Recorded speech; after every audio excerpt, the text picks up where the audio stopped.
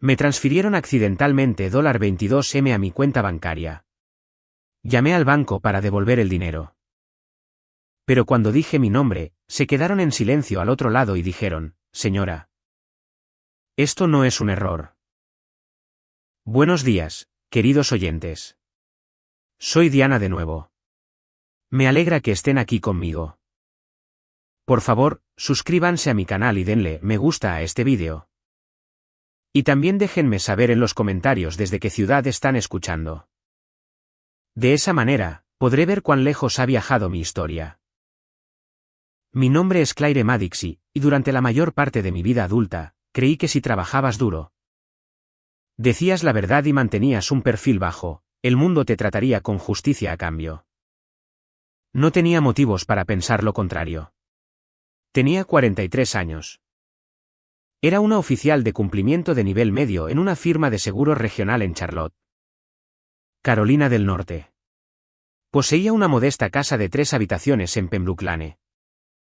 Conducía un Honda Accord de 7 años y pagaba mi hipoteca el 14 de cada mes sin falta. Tenía una cuenta de ahorros, un plan de jubilación 401k en el que nunca pensaba y una cuenta corriente que rara vez contenía más de $4.000 en un momento dado. No era rica. No estaba en apuros. Era exactamente el tipo de persona que el sistema financiero ignora. Ordinaria, fiable, invisible. Mi vida personal era más tranquila de lo que me hubiera gustado admitir. Llevaba 6 años divorciada de un hombre llamado Derek Maddox, un promotor inmobiliario comercial que había pasado los últimos 3 años de nuestro matrimonio construyendo una elaborada segunda vida de la que yo no sabía nada. Después del divorcio, me quedé con la casa, la deuda y un recelo hacia los motivos de los demás que llevaba como un abrigo viejo. No exactamente cómodo, pero familiar. Tenía 2 amigas cercanas, Nena Carver, que enseñaba inglés en la escuela secundaria y me llamaba todos los domingos, y Paul Beston, un antiguo colega que se había mudado a Atlanta, pero que enviaba más mensajes de texto que nadie que conociera. Tenía un gato llamado Buzz. Iba al mercado de agricultores los sábados. Estaba bien. Lo primero extraño sucedió un martes de octubre. Inicié sesión en mi cuenta bancaria, Piedmont First National, como lo hacía cada pocos días, solo para verificar que mis pagos automáticos se hubieran procesado. Era un hábito nacido de los años del divorcio, cuando Derek había vaciado nuestra cuenta conjunta 2 veces sin decírmelo. Y yo había aprendido que el dinero que no vigilas es dinero que desaparece. Abrí la aplicación, toqué para ver el saldo de mi cuenta corriente y me detuve. El número en la pantalla era $22.418.000. Me reí. Realmente me reí a carcajadas. Un sonido corto y desconcertado, y pensé que la aplicación tenía un fallo. La cerré y la volví a abrir. El número seguía allí. Fui al historial de transacciones. El depósito había llegado la noche anterior a las 11:47 p.m. etiquetado únicamente como transferencia bancaria interna. Sin nombre, sin número de referencia, sin explicación. Durante unos minutos, me quedé sentada en la mesa de mi cocina con el teléfono en la mano y el café enfriándose a mi lado. $22 millones. El número estaba tan fuera de los límites de mi vida que no parecía real. Parecía un error tipográfico o una prueba o la catástrofe de otra persona desviada a la dirección equivocada. Sabía con la certeza absoluta de alguien que ha trabajado en cumplimiento financiero durante 15 años. Que ese no era mi dinero. En algún lugar, a alguien le faltaban $22 millones y los iban a querer de vuelta. Llamé a la línea de servicio al cliente del banco a las 8:02 de la mañana. Navegué por el menú automatizado, presioné 2 para consultas de cuenta. Esperé 4 minutos escuchando un bucle de piano suave y me conectaron con un representante llamado Marcus. Le dije mi nombre. Le dije que llamaba por un depósito erróneo. Le leí la cantidad. Hubo una pausa. No la breve pausa de alguien escribiendo. No la vacilación rutinaria de alguien que busca un archivo. Fue un silencio largo y particular. El tipo de silencio que tiene peso. ¿Qué te dice antes de que se pronuncie una sola palabra que algo anda mal? Entonces Marcus dijo en voz baja, con cuidado, señora, esa transferencia no es un error. Sentí que algo frío se movía por mi pecho. Lo siento, dije. ¿Qué? Voy a tener que transferirla a nuestro departamento de banca privada, dijo. Alguien se pondrá en contacto con usted hoy. Espere, ¿qué quiere decir con que no es un error? ¿De quién es este dinero? Pero ya estaba transfiriendo la llamada. El bucle de piano volvió. Me quedé muy quieta en mi cocina, escuchándolo. E intenté entender por qué un empleado del banco se había quedado en silencio al oír mi nombre. La línea de banca privada sonó 7 veces antes de pasar al buzón de voz. Una voz tranquila y profesional me pidió que dejara mi nombre y número y me aseguró que alguien me devolvería la llamada en un día hábil. Dejé un mensaje. Fui precisa, mi nombre, mi número de cuenta, el importe del depósito. Mi número de teléfono dicho 2 veces. Colgué y miré a Buzz, que estaba sentado en la encimera de la cocina en un trozo de luz matutina, observándome con la leve indiferencia de una criatura que nunca se ha preocupado por el dinero. Esto está bien, le dije. No estaba bien. Fui a trabajar. Pasé una mañana de martes de revisiones de archivos rutinarias y una reunión de departamento sobre los protocolos de auditoría del cuarto trimestre, y no contribuí en absolutamente nada. Mi mente estaba en mi cocina, en la pantalla de mi teléfono, en ese número. 22.418.000. Había pasado 15 años en cumplimiento. Sabía lo que sucedía cuando grandes sumas de dinero se movían a través de cuentas sin documentación. Sabía cómo eran los umbrales de declaración federal. Sabía que la ley de secreto bancario requería que las instituciones presentaran informes de actividades sospechosas sobre transacciones de más de $10.000 cuando la fuente no estaba clara.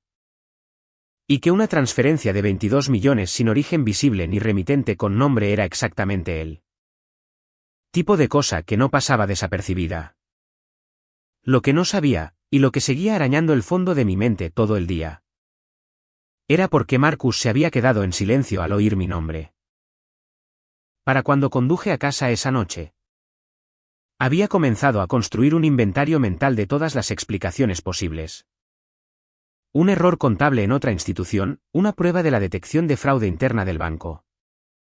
Alguna catástrofe administrativa en una sala de transferencias que había mezclado un número de ruta y enviado una transferencia legítima a la cuenta equivocada. Estas eran las explicaciones razonables, las que terminaban con una reversión educada. Una carta de disculpa formal y mi cuenta de vuelta a sus insignificantes $3.847. Pero había otra categoría de explicación. Una que seguía apartando y a la que seguía volviendo de todos modos. ¿Y si el dinero no se envió a la cuenta equivocada? ¿Y si se envió exactamente a la correcta y alguien había decidido que mi nombre debía estar adjunto a ella? En 15 años de trabajo de cumplimiento, había visto esto antes. No a mí, a otras personas. Una transacción de fachada, un esquema de estratificación, una cuenta de testaferro. Alguien cuyo nombre, historial de crédito o perfil profesional lo convertía en una dirección útil para el dinero que necesitaba moverse silenciosamente. Generalmente, la persona había sido reclutada, preparada, había consentido a cambio de una tarifa. Pero no siempre. A veces, la elección se hacía sin ellos. A veces, se seleccionaban personas ordinarias e invisibles precisamente porque eran ordinarias e invisibles. Porque nadie se fijaría 2 veces. Y cuando la transacción finalmente se investigaba, había un ser humano real al que señalar. Me senté en mi coche, en mi entrada, durante 20 minutos después de aparcar. Si ese dinero había sido colocado en mi cuenta deliberadamente, entonces alguien ya sabía mi nombre, mi banco, mi número de cuenta. O habían accedido a esa información ellos mismos, o la habían adquirido. Tenían suficiente alcance institucional para ejecutar una transferencia bancaria de 22 millones de dólares. Y por alguna razón que aún no podía identificar, me habían elegido a mí. ¿Cuáles eran los riesgos para mí personalmente? Me obligué a enumerarlos. Si no hacía nada y el dinero se quedaba allí, podría ser implicada en lo que fuera que formara parte. Fraude fiscal, lavado de dinero, fraude electrónico, estructuración. Delitos federales. Mi carrera en cumplimiento terminaría. Mi casa estaría sujeta a procedimientos de decomiso. Podrían procesarme. El hecho de que no hubiera pedido el dinero importaría, pero no me protegería automáticamente. No sin un registro claro que mostrara que lo había informado de inmediato y cooperado con las autoridades. Si intentaba gastarlo, y el pensamiento apenas cruzó mi mente antes de descartarlo, estaría cometiendo un delito, usando a sabiendas fondos de una fuente ilícita. No. Si lo informaba al banco y me daban largas, como parecía que ya estaban haciendo. Necesitaba un canal paralelo. Entré. Alimenté a Buzz. Hice té. No lo bebí. Me senté en la mesa de la cocina con un bloc de notas legal amarillo y comencé a escribir. A las 10 de esa noche, el esquema de un plan había tomado forma. No imprudente, no dramático. Metódico, de la manera en que piensa un oficial de cumplimiento, en pasos documentados. Con rastros de papel y contingencias. Paso 1. Notificación formal por escrito al banco. Enviada por correo certificado. Estableciendo el registro de que había informado del error de inmediato. Paso 2. Contactar a la Oficina de Protección Financiera del Consumidor y presentar una consulta preliminar. Paso 3. Consultar a un abogado. No mañana, hoy. A primera hora de la mañana siguiente. Paso 4. Documentarlo todo. Cada llamada, cada mensaje, cada detalle de la transacción guardado y respaldado en 2 lugares. Y paso 5, el que parecía el más importante y el más aterrador. Averiguar quién envió ese dinero y por qué mi nombre ya era conocido antes de que yo llamara. Estaba en la oficina de Diane Reyes, Esquire, a las 8:15 de la mañana siguiente. Diane era una abogada de delitos financieros en Charlotte. Conocía su nombre profesionalmente desde hacía años. La había visto citada en publicaciones especializadas en cumplimiento. Una vez había asistido a un seminario donde había hablado sobre la ley de decomiso de activos con la calma precisión de alguien que había visto el interior de cada tribunal del Distrito Oeste de Carolina del Norte. La había llamado a las 7:12 de la noche. Le había dicho que tenía un asunto urgente relacionado con un gran depósito no autorizado y un banco que no se comportaba como un banco sin nada que ocultar. Y ella me había dicho que fuera. Su oficina estaba en el piso 14 de un edificio en South Tryon Street.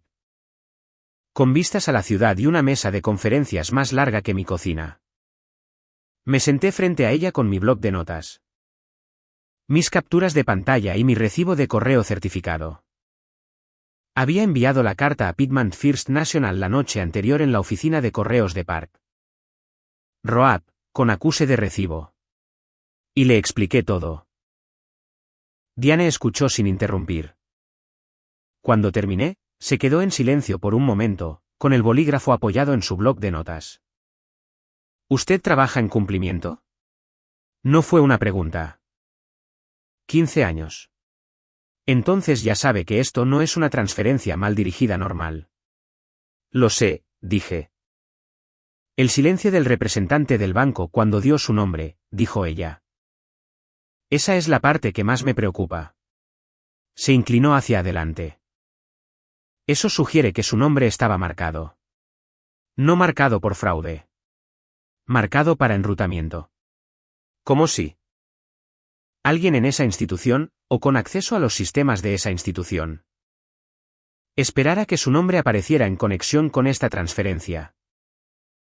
La palabra que usó a continuación fue una que yo había estado evitando en mi propio pensamiento. Porque decirla en voz alta la hacía real. Informante. Alguien dentro del banco o con acceso institucional había facilitado esto. La transferencia no había llegado a través de los canales bancarios normales. Ella solicitaría los registros SWIFT y los datos de la institución de origen. Pero el hecho de que un empleado de primera línea se hubiera quedado en silencio al oír mi nombre y me hubiera dirigido inmediatamente a un nivel de banca privada sugería que ya se habían establecido instrucciones sobre cómo manejar las llamadas de Claire Maddix. Presenté la queja ante la CFPB desde la oficina de Diane, en su ordenador, con su guía. Con marca de tiempo a las 9:22 am.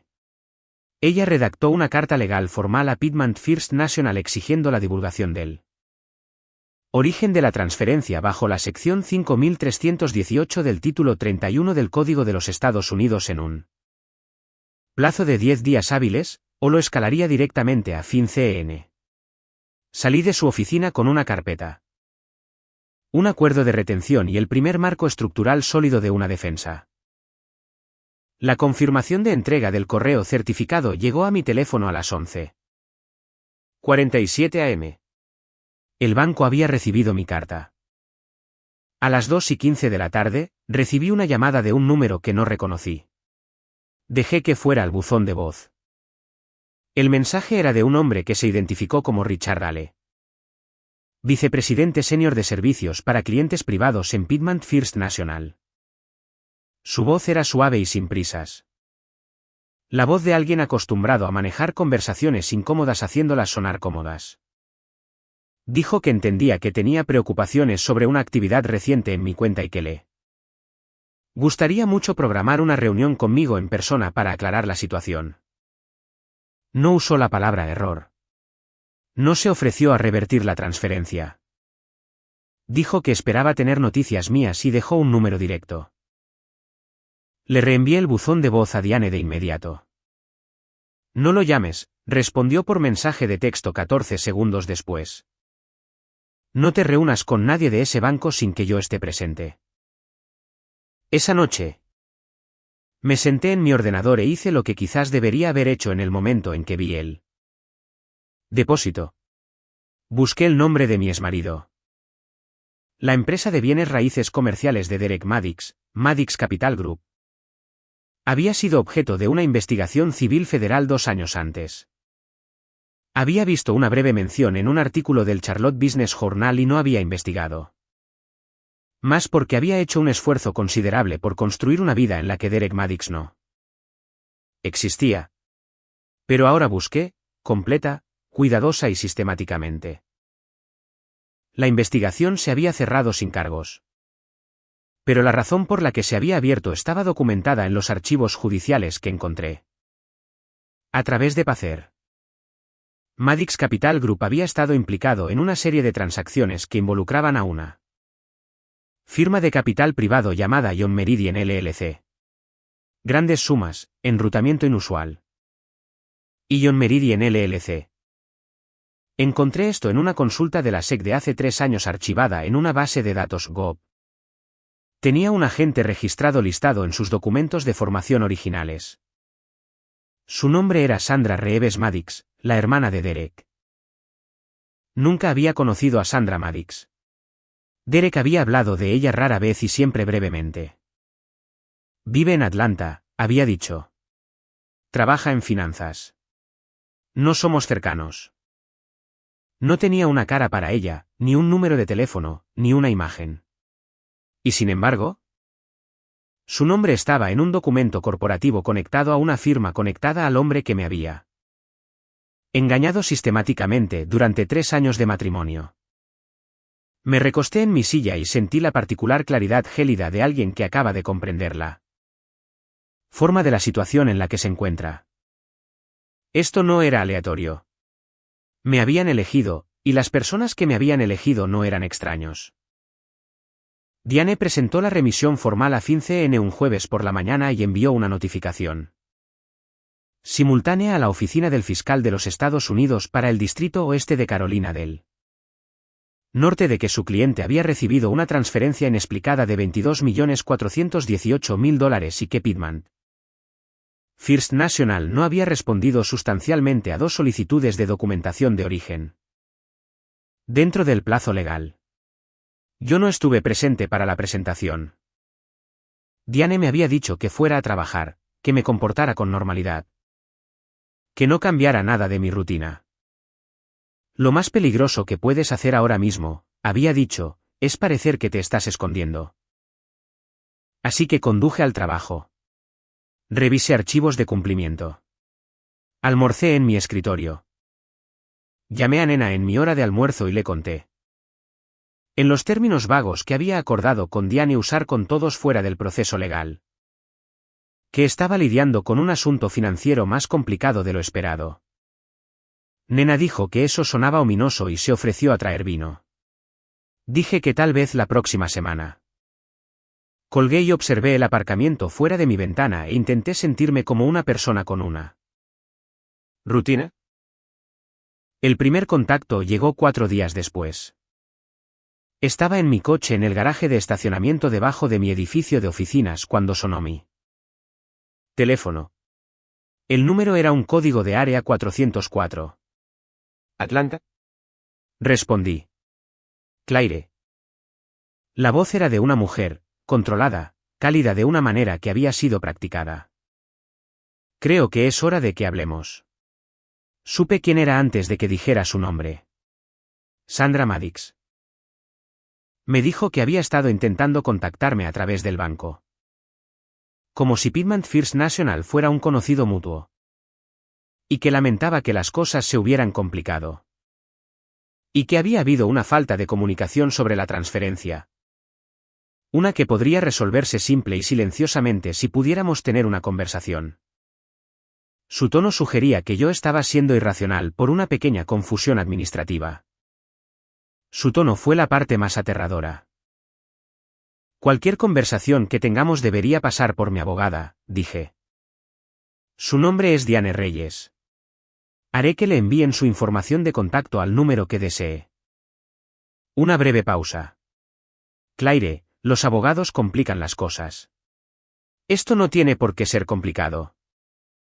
Sandra, dije, y me sorprendió lo firme que sonaba mi voz. Presenté un informe a FinCEN hace 4 días. Sea lo que sea que se suponía que era esto. Ya no es silencioso. Por favor, llama a Diane Reyes. Terminé la llamada. Mis manos temblaban ligeramente cuando puse el teléfono en mi bolso. Me senté en el garaje durante 3 minutos y respiré. Luego llamé a Diane y le di la transcripción exacta de la conversación de memoria. Había empezado a mantener una nota de voz funcionando siempre que estaba en mi coche. Una precaución que Diane había sugerido. Derek llamó 2 días después. Reconocí su número de inmediato. Lo había borrado hacía años y aún así lo conocía. De la misma manera que conoces la forma de una cicatriz. No respondí. Llamó 2 veces más en la misma hora. Dejó un mensaje de voz en el segundo intento. Su tono era diferente al de su hermana. Donde Sandra había sido suave, Derek era presurizado. La voz de un hombre acostumbrado a que la gente capitulara y sorprendido de encontrar que yo no lo había hecho. Dijo que el dinero estaba en el lugar equivocado, su frase. Cuidadosa e incriminatoria en su cuidado. Y que las cosas podrían ir muy mal para mí si los investigadores federales se hacían una idea. Equivocada. Dijo que estaba tratando de ayudarme. Dijo que estaría en Charlotte el viernes y que deberíamos reunirnos. Diane presentó el mensaje de voz como prueba en la oficina del fiscal de los Estados Unidos 1 hora después de recibir mi grabación. El viernes, Derek vino a Charlotte. Vino a mi casa. Tocó el timbre a las 6:45 de la tarde, y lo observé a través de la ventana delantera sin responder. Su rostro más viejo de lo que recordaba. Con la expresión particular de un hombre que nunca ha creído del todo que otras personas dicenlo. ¿Qué quieren decir? Se quedó en mi porche durante 4 minutos. Tocó 2 veces más. ¿Se fue? Por consejo de mi abogada, había instalado una cámara Ring 2 días antes. Tenía la grabación. El lunes siguiente. Diane llamó para decirme que Piedmont First National había recibido una citación judicial federal para todos los registros relacionados con la cuenta número 4412-7703-889, mi cuenta, y que se había emitido una citación secundaria a la institución bancaria registrada de John Meridian LLC en Delaware. La máquina se estaba moviendo. La había puesto en marcha y se estaba moviendo. Me tomé 4 días después de eso. No de vacaciones. Fui a trabajar. Funcioné. Pero me permití dar un paso atrás de las noches de documentos legales y búsquedas en Pacer y notas de voz. Fui al mercado de agricultores el sábado. Cené con Nena el domingo y no hablé de nada de eso y me permití reír de su historia sobre un estudiante de 9º grado que había entregado un ensayo escrito completamente en letras de canciones. Buzz durmió en mi regazo. Me senté en mi porche trasero y observé cómo la luz de noviembre se volvía delgada y dorada sobre la valla del vecino y me permití sentir, solo brevemente, como una persona que iba a estar bien. La oferta llegó a través de la oficina de Diane, entregada en forma de una carta de un bufete de abogados en Atlanta llamado Whitmore & Galt LLP, del que nunca había oído hablar y que Diane reconoció de inmediato como un bufete que se especializaba en resolver asuntos financieros delicados. Su frase, con la particular inflexión que significaba que estaba siendo profesionalmente educada sobre algo que no era educado en absoluto. La carta proponía, en un lenguaje legal cuidadoso, que a cambio de la retirada firmada por Claire Maddox de todos los informes, quejas y remisiones presentados ante agencias federales con respecto a la transferencia bancaria de octubre, la suma de $2.500.000 se transferiría a una cuenta de su elección. Los $22.418.000 originales serían retirados y todas las partes ejecutarían un acuerdo mutuo de no divulgación. La carta usaba la palabra resolución 7 veces. $2.50 millones. Recuerdo leerlo en la mesa de conferencias de Diane un miércoles por la mañana. Y recuerdo la calidad específica de mi sentimiento mientras lo leía. No tentación, no exactamente. Algo más parecido al reconocimiento. Reconocí la forma de la oferta de la misma manera que reconoces la forma de algo sobre lo que te han advertido. Aquí está. Lo que hacen cuando están asustados. Estaban asustados. Están ofreciendo comprar mi silencio, dije. Están ofreciendo comprar tu cooperación con una investigación federal en curso, dijo Diane. Lo que te haría responsable de obstrucción. Saben que esta oferta no se hace de buena fe.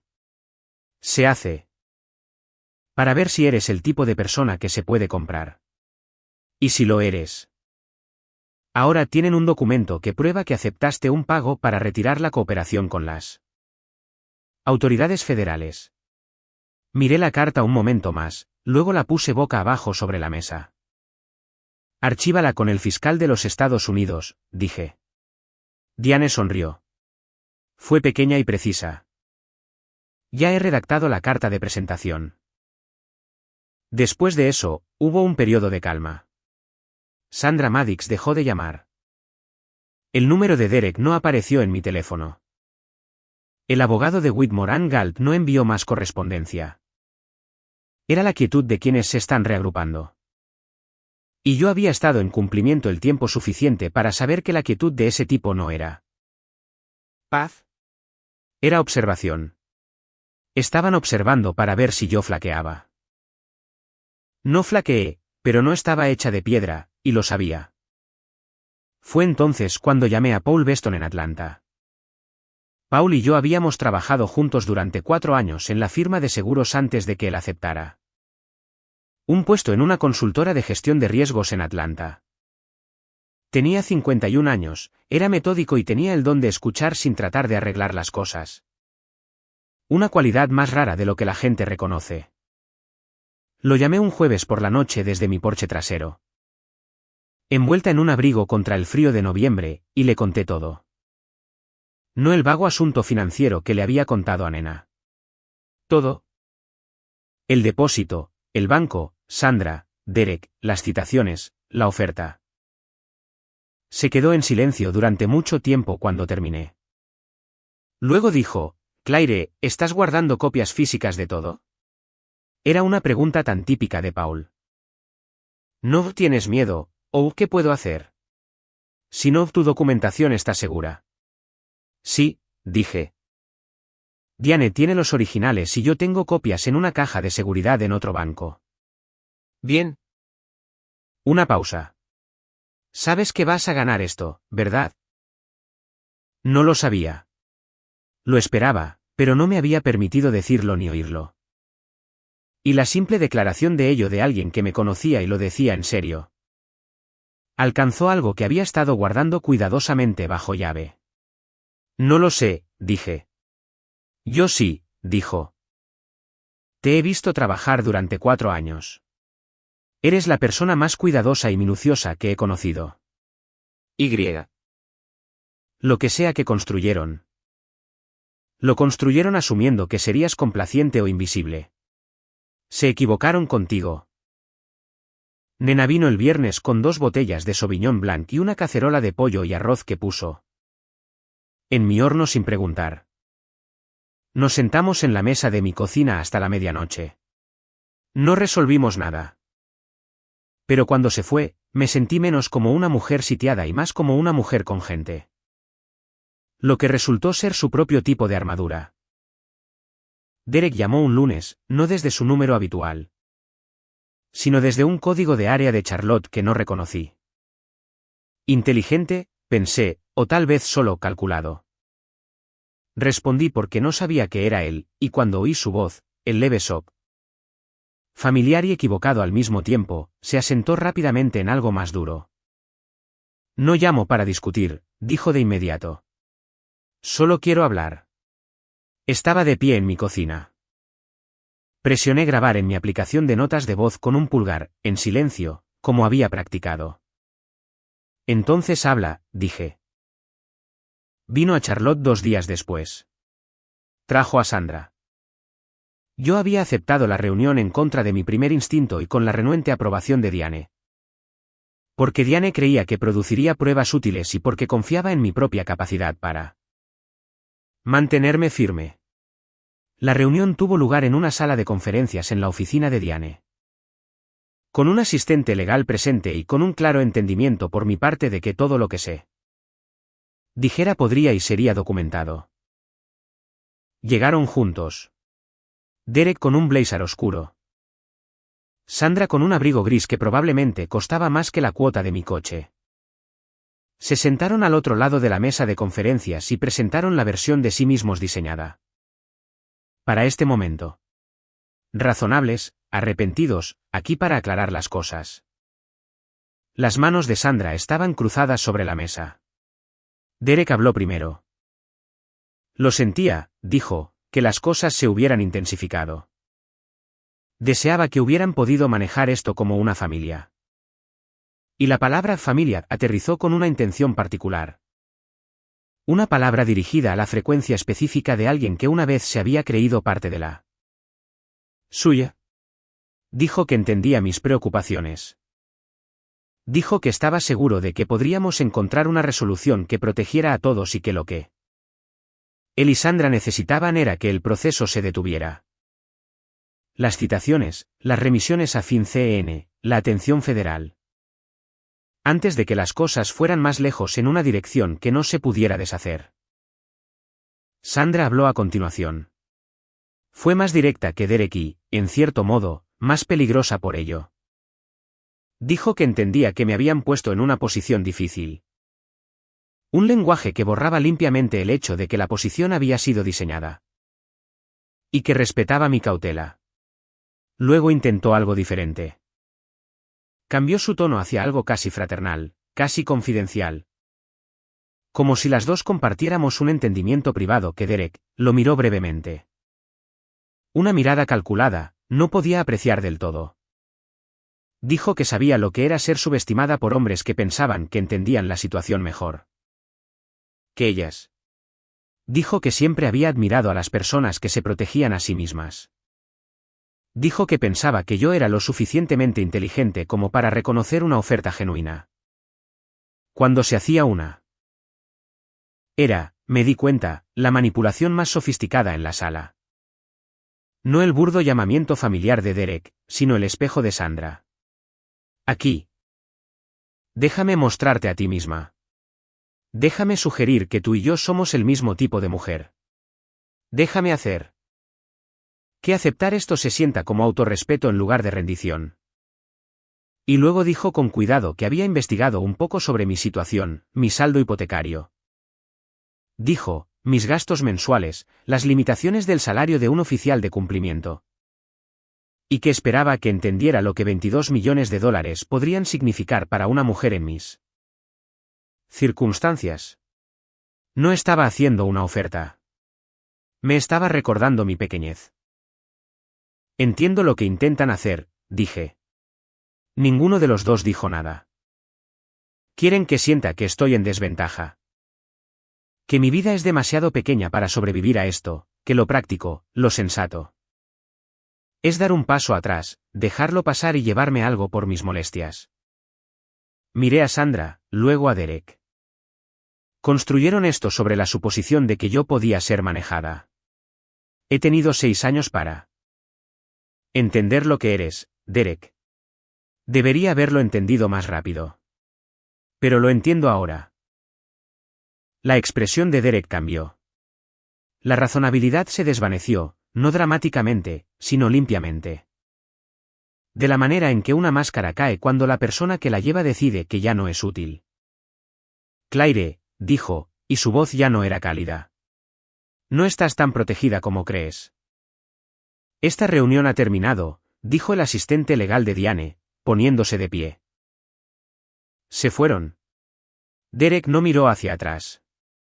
Sandra mantuvo la puerta abierta un instante más, mirándome a través de la habitación con una expresión que no pude leer del todo. No exactamente ira, no exactamente desprecio, algo entre evaluación y furia fría. La mantuvo durante 2 segundos completos. Como si quisiera que entendiera que me estaba memorizando, catalogando. Decidiendo algo sobre mí que la habitación nunca oiría.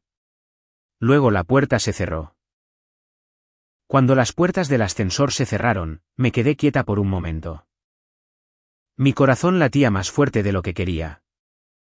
Lo que Derek había dicho, no estás tan protegida como crees, resonó una vez en mi mente. Y la última mirada de Sandra resonó junto a él. Y dejé que ambos resonaran. Luego dejé que se convirtieran en combustible. Me había sentado en esa habitación, los había mirado a ambos y no me había movido. No me había inmutado ante el cuidadoso inventario de mi pequeñez de Sandra. Y no me había dejado seducir por su intento de convertir la solidaridad en rendición. No me había ablandado ante el arrepentimiento fabricado de Derek.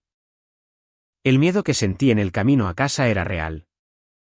Pero no era el miedo de alguien que iba a cambiar de rumbo. Era el miedo de alguien que entendía, finalmente y por completo, el tamaño de lo que enfrentaba. Y había decidido que el tamaño no era la variable relevante.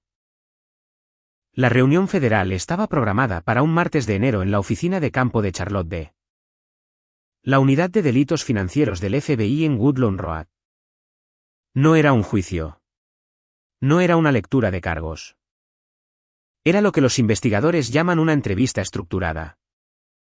Una sesión formal grabada en la que la cooperación del sujeto es documentada y evaluada. Yo no era el sujeto. Era el testigo. Derek y Sandra Maddox habían recibido citaciones del gran jurado federal 2 semanas antes. A ninguno se le había dado la opción de negarse. Sus abogados, 2 bufetes diferentes, noté con cierta satisfacción. Lo que significaba que ya no presentaban una estrategia unificada. Habían negociado los términos de sus comparecencias. Ellos estarían allí. Yo estaría allí. Y por primera vez desde octubre. Todo lo que había sucedido estaría en la misma habitación al mismo tiempo. Diane me había preparado durante 6 semanas. No para el teatro, no para la confrontación. Para la precisión.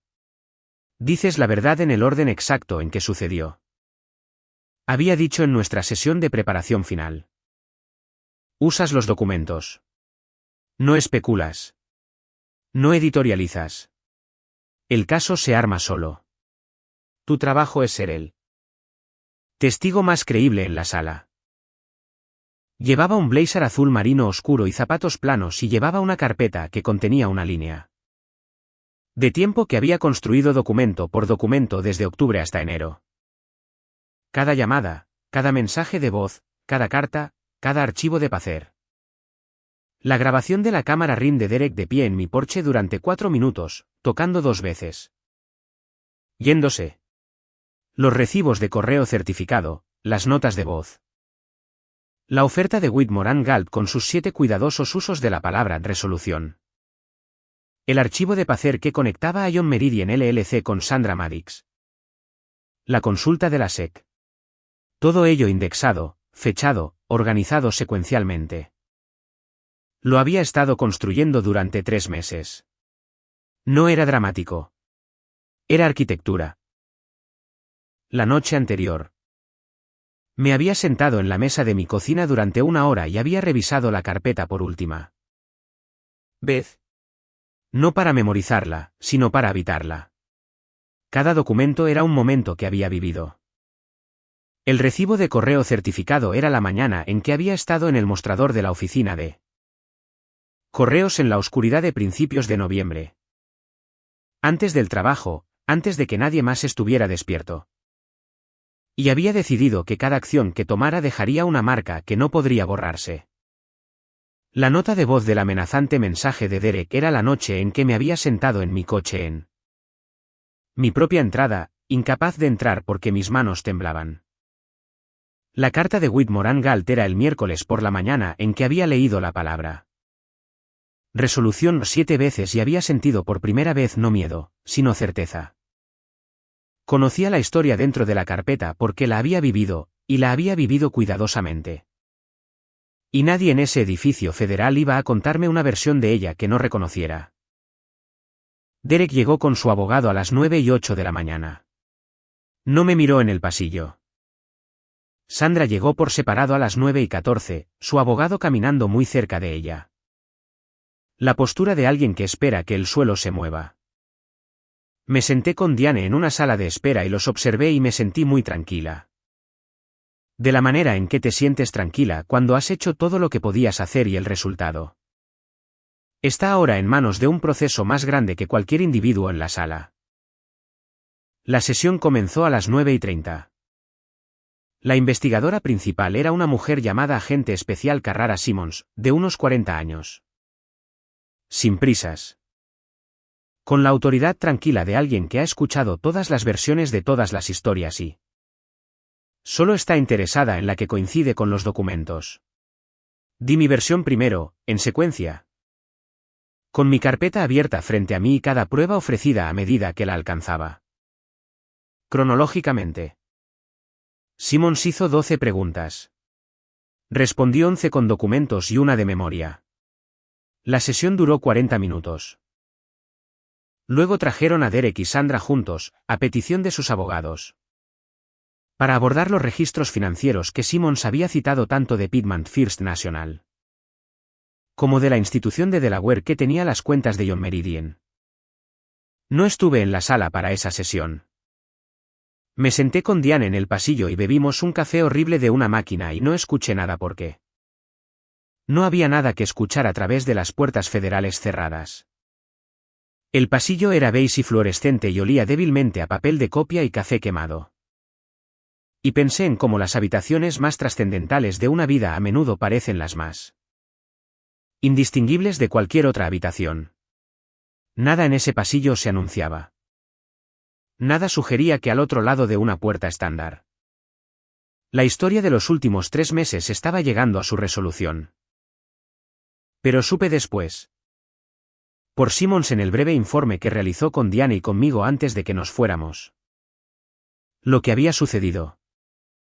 El registro de Delaware mostraba que $22.418.000 habían sido transferidos desde una cuenta de John Meridian a Piedmont First National la noche del 14 de octubre.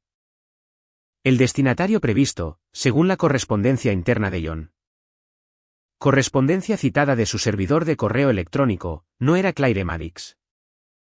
Era una LLC numerada que Derek Maddix había establecido 3 meses antes y nunca había capitalizado.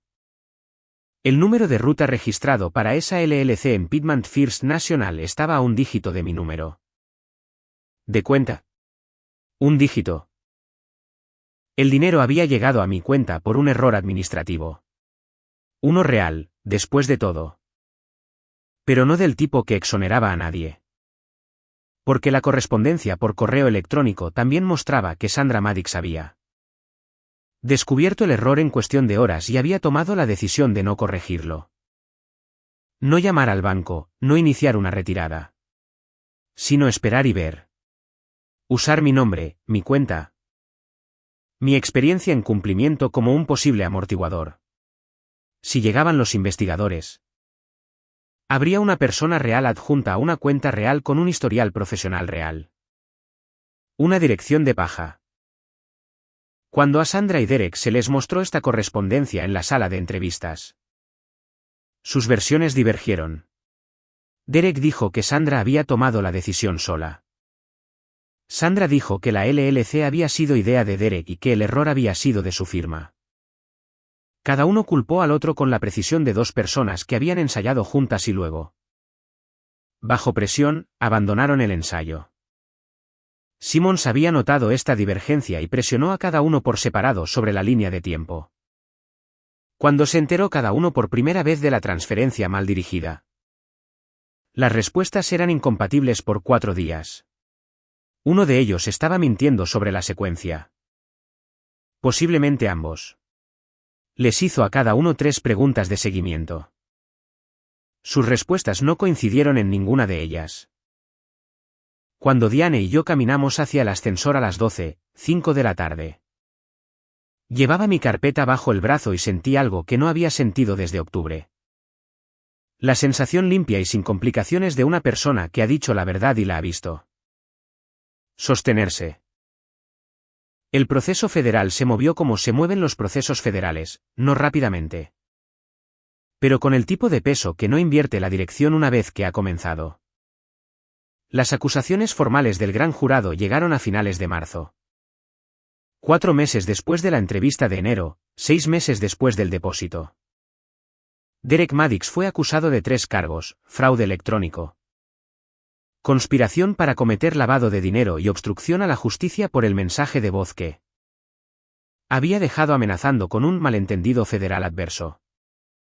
Sandra Maddix fue acusada de 4 cargos: fraude electrónico, lavado de dinero, conspiración y presentación de un documento de registro corporativo falso en Delaware, la formación de John Meridian, que contenía tergiversaciones materiales sobre la capitalización y operaciones de la empresa.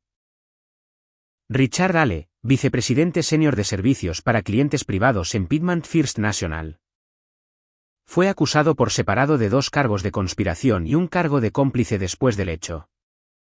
Él había sido quien había puesto instrucciones en mi cuenta, no revertir la transferencia, sino dirigir cualquier llamada de consulta del titular de la cuenta Maddix a su línea directa. Había sabido de los fondos mal dirigidos dentro de las 12 horas posteriores al depósito y no había dicho nada a los reguladores porque Sandra Maddix había sido una cliente privada del banco durante 9 años y representaba, como Simmons le dijo más tarde a Diane, una relación que la institución era reacia a perturbar. La oficina del Contralor de la Moneda abrió un examen de supervisión formal de Piedmont First National. El banco firmó una orden de consentimiento en 40 días. Acordando implementar controles mejorados de transferencias bancarias y monitoreo de transacciones de terceros, someterse a 18 meses de supervisión federal y pagar una multa civil de $4.30 millones. También me enviaron una carta formal de disculpa por el manejo de su consulta en octubre. Firmada por el director general, que Diane enmarcó y colgó en su sala de conferencias como, según dijo, un recordatorio de cómo se ve la obstrucción cuando la otra parte no cede. Los $22.418.000 fueron retirados de mi cuenta mediante una reversión ordenada por el tribunal el 19 de noviembre, 5 semanas después de su llegada. Mi saldo volvió a ser de $3.847. Menos unos $94 que había gastado en correo certificado y una caja de seguridad. Los honorarios de Diane fueron significativos, y los pagué, y no me arrepentí de un solo dólar. Ella había valido considerablemente más. Cuando le extendí el cheque final a su firma, me entregó una copia de los documentos de la acusación con una nota adhesiva amarilla en el frente, que decía simplemente: tú hiciste esto. Todavía lo tengo. En la misma carpeta que los recibos de correo certificado y la carta de Whitmore and Galt y la grabación de la cámara RIN. La carpeta vive en un archivador en la oficina de mi casa, y nunca he necesitado abrirla de nuevo. ¿Qué es lo mejor que puedo decir al respecto? La tarde en que se anunciaron las acusaciones, me senté en la mesa de mi cocina con Booth en mi regazo y leí el comunicado de prensa del Departamento de Justicia en mi teléfono. Tenía 4 párrafos. Nombraba a Derek y Sandra Maddox y a Richard Hale. Describía el esquema usando una transferencia bancaria mal dirigida y un titular de cuenta involuntario para crear una entidad de amortiguación en una operación de lavado de dinero en 2 frases limpias. El titular de la cuenta involuntario no fue nombrado.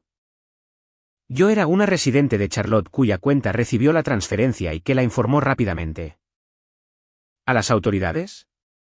Leí esa frase 2 veces. La informó rápidamente a las autoridades. Eso fue todo lo que había hecho. Esa fue toda mi heroicidad. No había gastado el dinero, no lo había ocultado, no había aceptado la oferta. No había sido manejada. Había hecho lo que se supone que es obvio y resultó ser raro. Simplemente había dicho la verdad desde el primer momento y seguí diciéndola a través del silencio. En el teléfono y la visita a mi porche y la sala de conferencias y la oferta con sus 7 cuidadosas resoluciones y la reunión donde Sandra había tratado de hacerme ver a mí misma como pequeña. Cada vez había dicho la verdad y cada vez la verdad se había mantenido. Y resultó que eso fue suficiente. Que la acumulación de honestidad ordinaria, documentada y entregada a tiempo, era una estructura más fuerte que cualquier cosa que ellos hubieran construido. Paul llamó esa noche. Te lo dije, dijo. Me lo dijiste, estuve de acuerdo.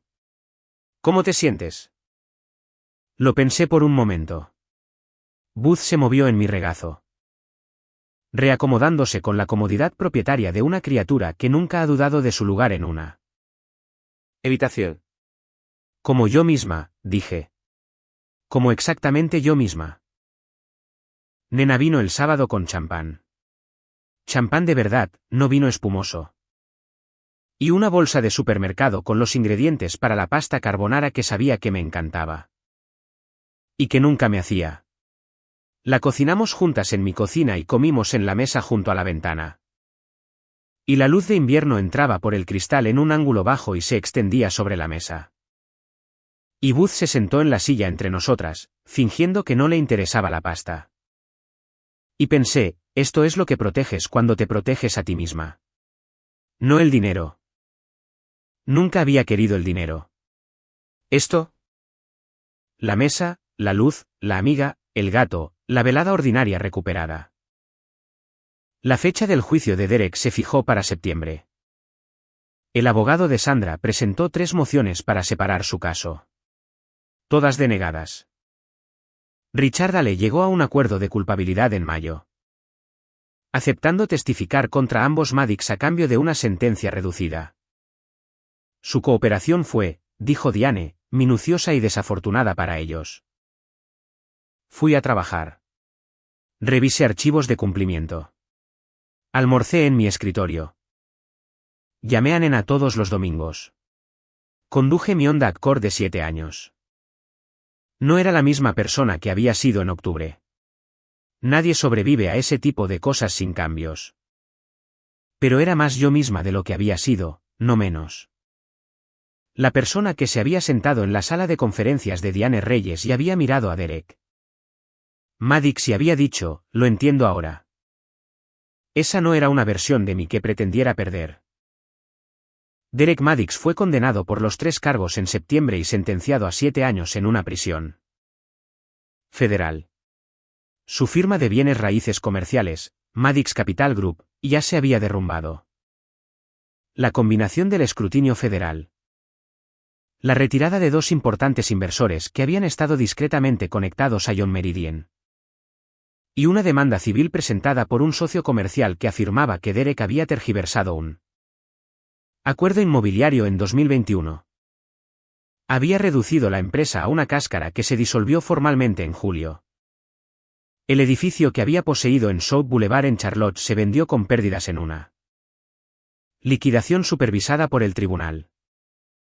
Lo leí en el Charlotte Business Journal en un artículo de 3 párrafos un martes por la mañana y luego dejé el periódico y bebí mi café. Sandra Maddix fue a juicio en noviembre y fue condenada por 3 de los 4 cargos. El jurado la absolvió del cargo de registro falso.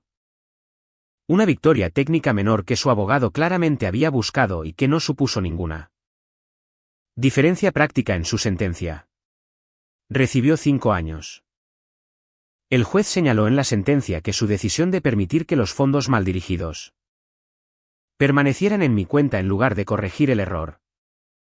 Una decisión que había tomado en cuestión de horas, deliberadamente, mientras yo aún dormía. Había demostrado una disposición a exponer a un individuo privado inocente a un peligro federal por conveniencia personal. No estuve en la sala del tribunal para su sentencia. Diane me envió la transcripción. Richard Rale, cuyo acuerdo de culpabilidad había dependido de su testimonio, recibió 18 meses y se le prohibió permanentemente trabajar en la industria bancaria. Su testimonio, dijo Diane, había sido el centro estructural del caso de la fiscalía.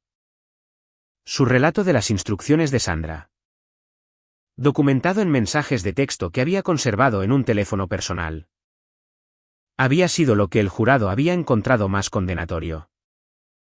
Todo el equipo de liderazgo de servicios para clientes privados de Piedmont First National fue reemplazado en los 6 meses posteriores a la orden de consentimiento. Las acciones del banco cayeron un 14% en el trimestre siguiente al anuncio regulatorio y se habían recuperado al año siguiente a un nivel que sugería que el mercado había decidido que sobreviviría. Cerré mi cuenta allí en noviembre y me cambié a una cooperativa de crédito. Mi propia vida cambió de maneras que fueron a la vez más pequeñas y más grandes de lo que había esperado. Diane Reyes me recomendó a 2 abogados de delitos financieros que estaban creando una práctica de consultoría de cumplimiento y buscaban un socio con experiencia operativa. Me reuní con ellos en febrero. Tuve 3 conversaciones durante 6 semanas y firmé un acuerdo en marzo. Presenté mi renuncia en la firma de seguros en abril, profesionalmente, con la gratitud apropiada por 15 años de buen empleo, y pasé 2 semanas capacitando a mi reemplazo. En junio, comencé a trabajar como consultora senior de cumplimiento, asesorando a empresas sobre controles contra el lavado de dinero y arquitectura de monitoreo de transacciones. El trabajo era más difícil y más interesante y pagaba considerablemente más. Usaba todo lo que sabía. Conservé la casa en Pembroke Lane. Le puse un techo nuevo en agosto, algo que había estado posponiendo durante 2 años. Pinté el porche trasero de un verde profundo y polvoriento que había visto en una revista y en él, que había pensado más de lo racional. Quedó exactamente bien. Paul Beston vino a Charlotte un fin de semana en otoño. Caminamos por Fredon Park un sábado por la tarde mientras las hojas cambiaban de color y hablamos sobre su nuevo proyecto y mi nueva práctica y el alivio particular de estar al otro lado de algo difícil. Había traído buen whisky.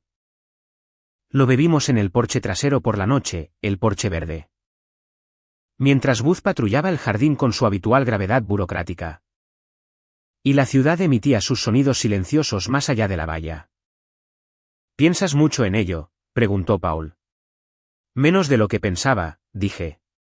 Y era verdad. Los eventos del año anterior tenían la calidad de cosas completamente procesadas. Presentes cuando se las llamaba, no intrusivas. Me habían cambiado en la dirección de la claridad, no del daño. Sabía de lo que era capaz en ambas direcciones, el miedo y la firmeza. Había visto ambas y habían resultado coexistir sin contradicción. Nena terminó de escribir la novela en la que había estado trabajando durante 3 años. Fui la primera persona a la que se la dejó leer y era genuinamente buena. Un hecho que le dije con la particular satisfacción de tener razón sobre un amigo. El mercado de agricultores comenzó a vender un queso de cabra de una granja en el condado de Batauga, al que me volví irrazonablemente devota. Iba todos los sábados. Conducía el Honda. Era feliz en el sentido estructural y simple. De la manera en que eres feliz cuando tu vida te encaja. No porque no hubiera sucedido nada difícil, sino porque lo difícil había resultado ser sobrevivible. Y sobrevivirlo había revelado algo sobre mí que de otro modo podría haber pasado otros 20 años sin saber. Aprendí 3 cosas ese año. La primera, se elige a la gente corriente precisamente porque parece que no se defenderán. La segunda, lo más poderoso que puedes hacer en un sistema diseñado para confundirte es documentarlo todo y encontrar a alguien que conozca las reglas mejor que las personas que las rompen. La tercera, el silencio. El dinero ofrecido y la sugerencia de que eres demasiado pequeño para ganar. No son hechos, son tácticas. ¿Qué hubieras hecho con 22 millones de dólares en tu cuenta y una voz en el teléfono diciendo que no era un error?